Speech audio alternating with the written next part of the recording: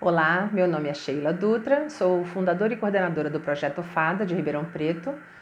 O Projeto FADA voluntariamente faz um trabalho de acolhimento e empoderamento familiar com familiares de pessoas com deficiência.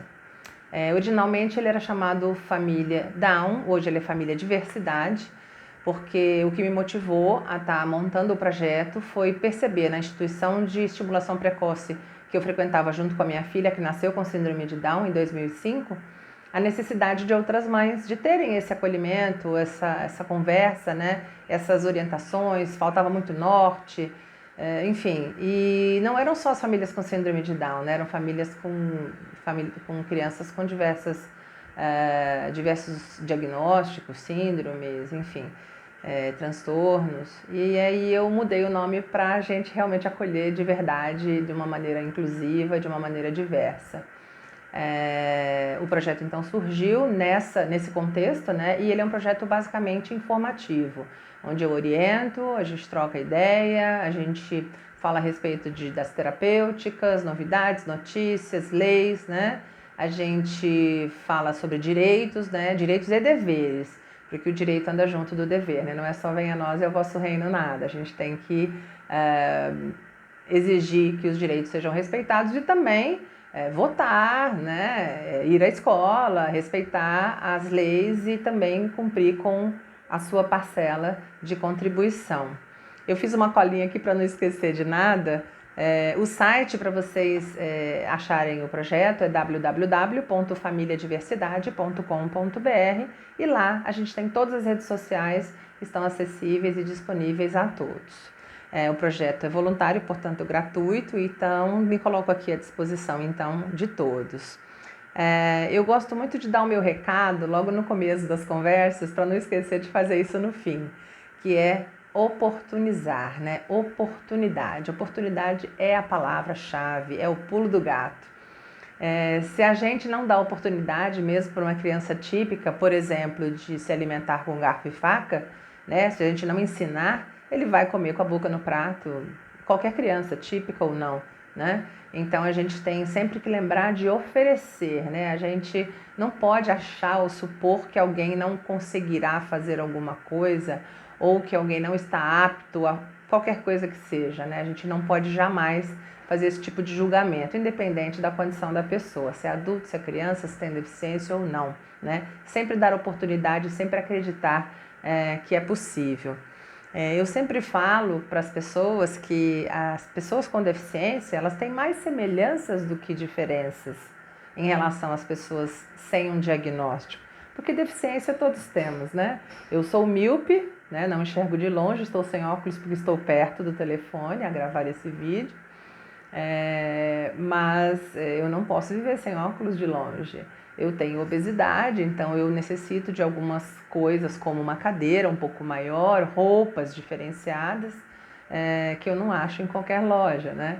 Então, assim, eu tenho necessidades especiais, que é um termo que a gente não deve usar para pessoas com deficiência. Então, eu tenho as minhas deficiências, inclusive emocionais, né? E todos as temos. E eu não quero ser julgada por elas, né? Porque o que eu sou é um pacote de coisas, né? Não são as minhas deficiências ou limitações que vão me definir. Então eu gosto sempre de lembrar que as semelhanças são bem maiores do que as diferenças, né? São mais numerosas. E digo também que cada um é único, né? E a gente não pode querer que um faça o que o outro faz, no tempo que o outro faz, da maneira que o outro faz. Não é bom ficar esperando muito, né? A gente tem que estimular, a gente tem que levar para fono, para físio, para TO, para o que quer que seja. Não podemos ficar dando muito tempo, não, mas a gente tem que oportunizar, né? Oportunizar o tempo todo. Eu gosto de contar umas historinhas assim, né, para ilustrar as conversas. E quando a gente volta a falar então sobre terminologia, né, não se deve falar criança especial, porque todas são. Uma pessoa me viu com a Ana Luísa num evento, num local público, e perguntou: "Ah, você só tem ela de especial?" Eu digo: "Não, eu tenho 3 filhos especiais." E a pessoa disse: "Nossa, que sina, né? Como se fosse assim é um horror ter 3 filhos com deficiência na cabeça dela. E eu disse, uai, só ela é especial e os outros são o quê? Ordinários? Não valem nada? Então, cada um é especial à sua maneira de ser, né? Todo filho é especial, toda criança é especial. E especial não é um termo que a gente deve usar para essa população, né? Uma outra coisa também que eu gosto de falar é que a inclusão, ela é boa para todo mundo, né? Ela não é só boa para quem está sendo incluído. Numa sala de aula, uma criança com deficiência, ela pode trazer novas formas de olhar o aprendizado ou uma tarefa específica, uma forma de leitura, que outras crianças talvez tenham também dificuldade, né? E cada uma delas vai aprender da sua forma, com o seu olhar, ante aquele assunto, aquela situação, aquele texto, aquela aula, aquela professora, né? A gente sabe que a aula é feita basicamente pela professora, então a gente tem que contar que ela entenda a forma que todos estão aguardando, né? Esse aprendizado, esse conhecimento. Ninguém detém o conhecimento, né? Qualquer pessoa que está ali aprendendo, ela também pode ensinar. Aliás, feliz é do professor que aprende enquanto ensina, né? Isso é muito importante a gente ter em mente. Uma outra história que eu falo também é que ano passado eu me candidatei a um cargo de vereadora aqui na minha cidade e um jornalista muito conhecido aqui me pediu para que eu o convencesse a votar em mim.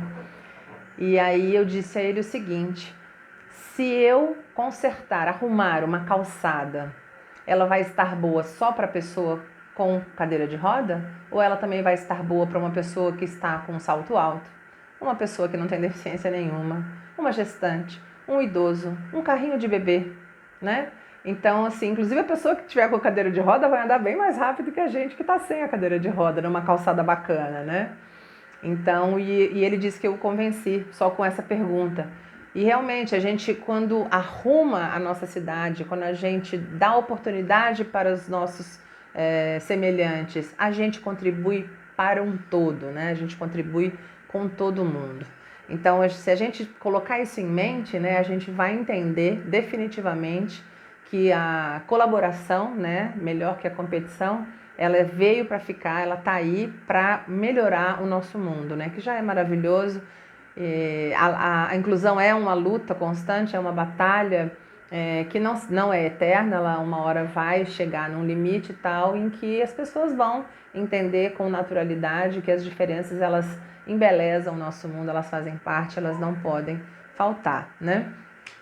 E aí a gente tem aí um monte de dicas, né, para dar. A gente às vezes se culpa muito, a gente fala, eu não faço o suficiente, eu não sei, eu trabalho fora, eu não trabalho fora. A gente tem que parar de ficar com essa coisa de culpa também. É um assunto que vem muito assim com as minhas mães, né?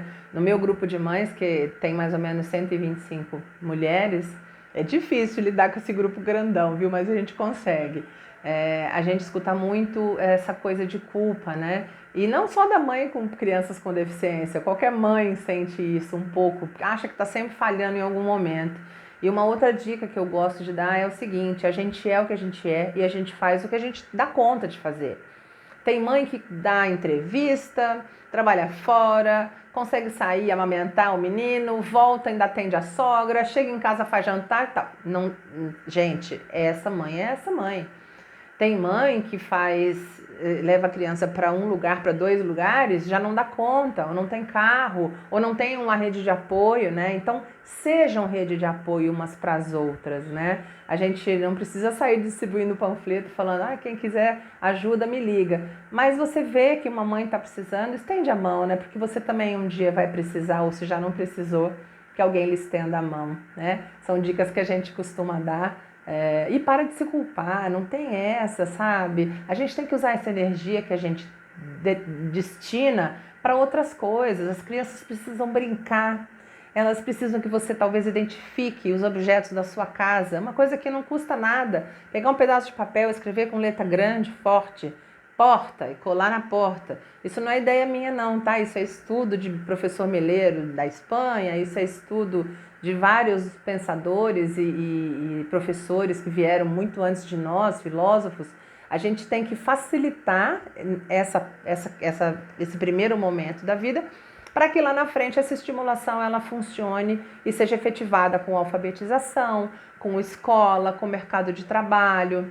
Então tem muita dica assim que em 15 minutos eu não sei se eu vou conseguir passar tudo para vocês. Então assim, a gente tem que pensar sempre em dar oportunidade, né? Dar oportunidade o tempo todo. Não precisa de muito dinheiro e nem levar também para todos os terapeutas que existem no mundo. Você em casa, você estimula, pega o seu bebê, coloca no chão, um chão limpo, um chão com alguma coisinha para ele não bater a cabeça e machucar, põe uma toalhinha, um edredomzinho, sabe? Deixa ele no chão, põe brinquedinho no chão para ele buscar, uma laranja, se não tiver brinquedo, uma laranja, um cabo de vassoura, pega uma calça jeans que já não está usando mais, enche de tecido ou mesmo de plástico ou qualquer coisa, costura na mão e faz uma calça gorda, cheia assim, para pôr o bebezinho sentadinho, para ir treinando lateralidade. Escreve, né, num papel porta e cola na porta para ele identificar aquela palavra com aquele objeto. Alimentação, dá coisa na mão dele para ele experimentar textura, para ele experimentar paladares, né, diferentes. Oportuniza, deixa o bebê solto, deixa o bebê andar, claro, tomando conta, né? Criança pequena tem que ir para a escola, gente, não fica esperando, não fica deixando. Ó, vó é maravilhoso para visitar, mas vovó não é babá. Então a escola é legal demais, coloca o quanto antes na escola, na creche, porque a criança precisa de espelho. A criança, o jovem, o adulto precisa de um espelho. A gente é um espelho, a gente é o exemplo dos nossos pais, né? E com ou sem deficiência diagnosticada. Que volto a dizer, deficiência todos temos, né? Só não temos diagnóstico muitas vezes. Então a gente tem que entender, né? Que limitação, quem tem, é o que está fora, é o entorno. A pessoa com deficiência, e até sem, não tem limites. Falar que o céu é o limite, você já pôs o limite no céu. Nem o céu é o limite. A pessoa pode voar até onde ela quiser, como ela quiser, quando ela quiser, desde que ela tenha o apoio e o suporte e a oportunidade adequados, né? Então, a criança vai escrever se você der o lápis e o papel na mão dela. Se você só ficar, nossa, ela não escreve, uai, mas não teve o papel e o lápis na mão, como que vai, né, chegar no objetivo? Então, ela não come. Uai, se você não ofereceu uma coisa diferente ou outra, ela só vai comer aquilo que você acostumou ela a comer. E assim vai, né? Então, a gente tem que realmente prestar muita atenção no que a gente está fazendo, né? Com as nossas crianças, com os nossos jovens. A minha filha já é adolescente, tem 16 anos. Ela lê, escreve, fala, e ela é Down igualzinha a todo mundo. Ela tem síndrome de Down, né? Ela é a Ana Luísa, né? Nós temos o Marcelo, a Laura, não é o Downzinho, Downiano, Ai, pelo amor de Deus, hein, gente? Para com isso. Olha o jeito que a gente fala, porque o que a gente fala é o que a gente pensa, e o que a gente pensa é o que a gente sente. Se a gente sente que eles são diferentes, por que o mundo vai tratar de maneira igualitária, né? A gente tem que ter um olhar diferente para o aprendizado, para necessidades, para singularidades, mas igual ninguém é, né? Se a gente buscar por igualdade, a gente está buscando a coisa errada. A gente tem que buscar o entendimento de que somos singulares, somos únicos e todos diferentes. Olha para o lado, olha para o outro. Seu pai, sua mãe, seu irmão tem um rosto igual ao outro? Tem uma digital igual a outra? Não tem, né?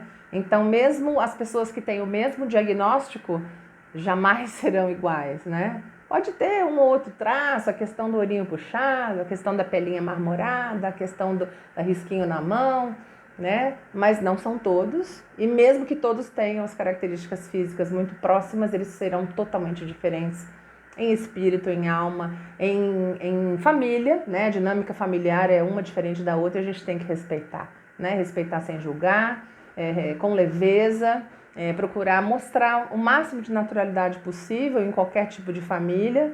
E é esse o recado. Estou à disposição quando precisarem de qualquer coisa. O site já foi informado.